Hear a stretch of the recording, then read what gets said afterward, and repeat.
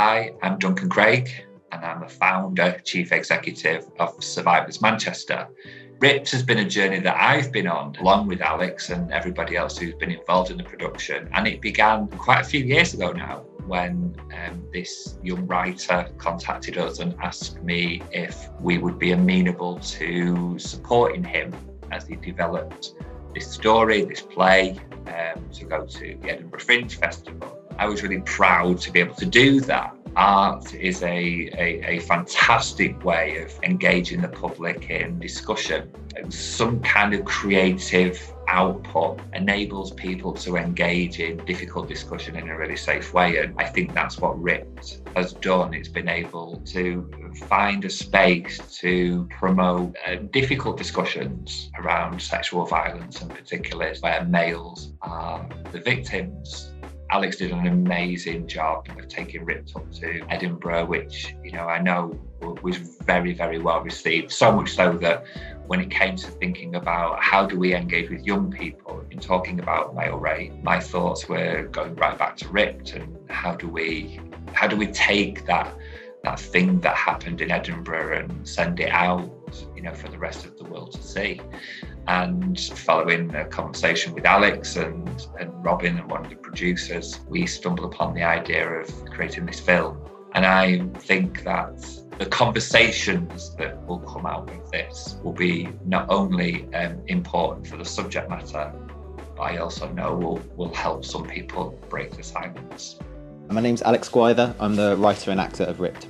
Ripped follows the journey of Jamie, who is raped in an unprovoked attack and then goes on a very misguided journey to become a hypermasculine version of his former self. And the ways in which he tries to develop himself into something that he is not, rather than dealing with his own trauma. Shut up, Sam! Stop talking! Just leave me alone! My name is Max Lindsay and I'm the director of Ripped. So my role entails working with Alex as an actor to develop the scenes, to stage them, to put them up on their feet, to make sure that his intentions are clear, that his storytelling is really strong, and that we are telling the story in the best way possible. And then working with Josh, who's our brilliant DOP, to film all of these scenes and make them as interesting as is humanly possible. My name is Junie and I am the first assistant director. I help to sort of schedule the shoot, and make sure everything goes on time because we've got 4 days to shoot, 29 pages. So I was touring the show on sex education and relationships to colleges and universities. One of the plays that I was touring, I played a character who, in a monologue, revealed that he was raped by another man.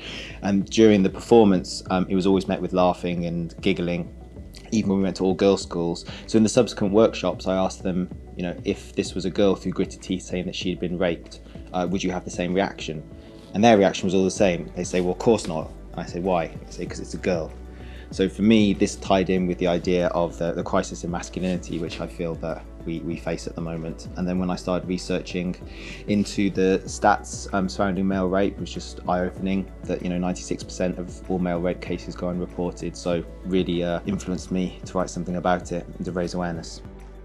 I think the relevance and the importance of a story like Ripped is so huge because so often trauma that is left unresolved can result in horrific amounts of violence for both the individual whose trauma it is and for those that they come in contact with.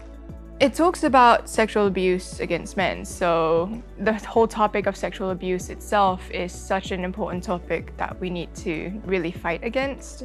And it's already prominent in women. And very few women talk about it, let alone men. I think, unfortunately, the relevance of Ripped is even more prevalent than it was 2 years ago when we took it to Edinburgh.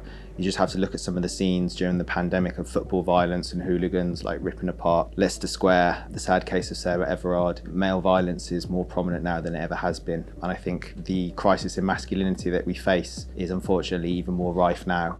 You're right. No, I'm not. You could have got us beaten up tonight. There was no reason to chuck cans back at them. I was trying to stand up for us. Maybe you should act more like a man. During the pandemic, our plans for Ripped were turned on its head, but we were really keen to continue developing it in some way. Unfortunately, we had a meeting with Duncan, who said Survivors Manchester were delivering workshops on trauma and masculinity, and would we be interested in adapting Ripped into a film? Jamie, I know you're in there. I just saw you run in. Please, open the door.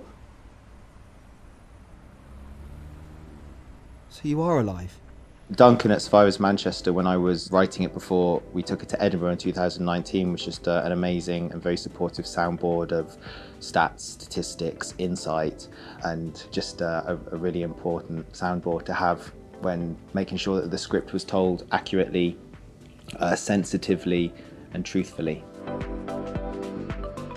I think the biggest difference in the way that it's being filmed to when we did it on stage is that when we were initially performing it in Edinburgh, we were performing it to a room of people, so you had to engage a lot of people and make sure that everyone was engaged.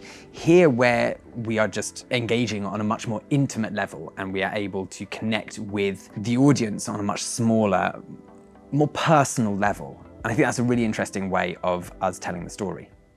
I'm a grown adult hiding in the bushes for the second time tonight. For goodness sake, Jamie. Come on, man up. I need to get back to Sam's. I can make it if I'm quick. I think the most challenging thing about filming Ripped is the fact that we are just filming it inside this black box theatre. We've got to be really inventive with the way that we are staging things so that we make things look different, feel different, even though we are in this same similar setup. We've got to find interesting ways of making the story clear.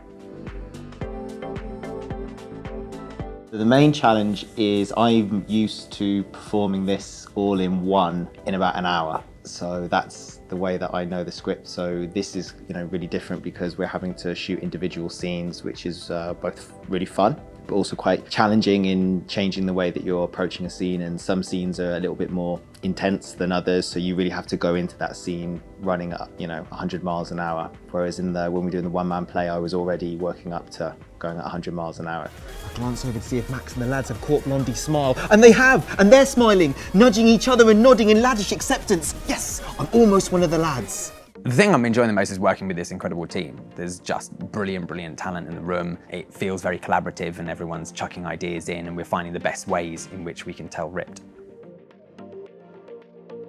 I think there need to be more honest portrayals of men on our screens, and I think there's too far of an extremity at the moment. You either got the superhero who is, nigh on perfect, and then you got Phil Mitchell red-faced downing a bottle of whiskey, and there's no one in between. And I think you just need honest portrayals of men going through, honest portrayals of struggle. It's just important to raise awareness of sexual abuse in both men and women, but also sexual abuse in men isn't talked about a lot, so I think that's really important. If we are able to start a conversation and make people look at the way that they act in their lives, to try and change and challenge their perceptions of what masculinity can be, what it should be, and how to deal with that unresolved trauma, I think that's a really big and important thing for the film. I watch videos on how to pick them up, so I spread my arms across the chair and open my crotch.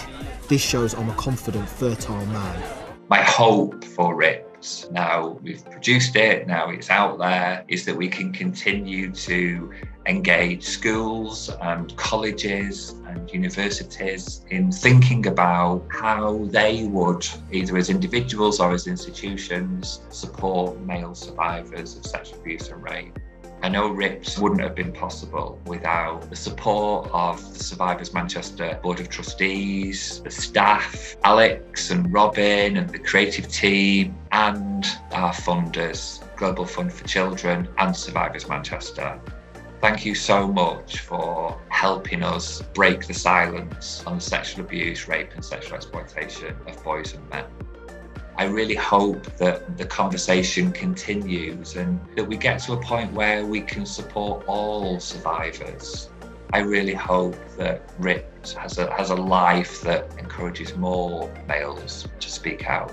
If we engage young people in thinking about male victims, in thinking about how they can help their fellow man, then maybe, just maybe, we'll get to a point where we can tackle this issue head on. And we don't have people sat in silence for years and years and years. I know that Ripped is going to do that. Ripped is going to change the world.